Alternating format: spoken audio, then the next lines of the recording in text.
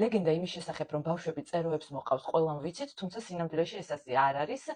ლეგენდის მიხედვით ბავშვები არა წეროს, არამედ სხვა ფრინველს მოყავს, სულ 5 წუთის ამბავია და თუ მომისმენ ძალიან საინტერესო ისტორიას მოგიყვები.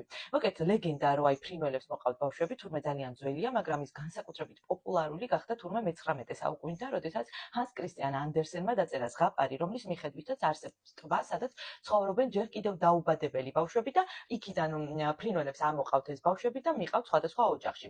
წლების განმავლობაში ეს ლეგენდა კიდევ უფრო პოპულარული გახდა, მულტფილმები გადაიღეს, ანიმაციები შეიქმნა, რაღაცა ფოტოები, პოსტერები, ასე შემდეგ და ყველანი ვამბობთ, რომ ეს ფრინველი არის წერო. თუმცა სინამდვილეში ეს ფრინველი არის ყარყატი.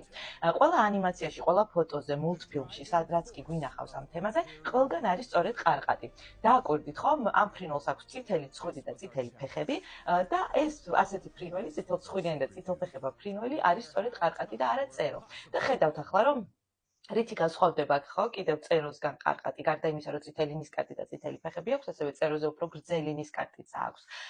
სხვათა შორის ყარყატები საქართველოში ცხოვრობენ სამცხე-ჯავახეთში, აი მაგალითად სოფელ გორელოვკაში ერთხელ მაინც თუ ხართ ნამყოფი, ან ვიდეოები და ფოტოები აუცილებლად გექნებათ ნანახი, ბუდეები რომ აქვთ გაკეთებული ფრინველებს სახლის სახურავებზე ან ელექტროგადაცემ ბოძებზე და ყველა ვამბობთ, რომ აი წეროები არიან, სინამდვილეში ეს ფრინველებიც არიან ყარყატები.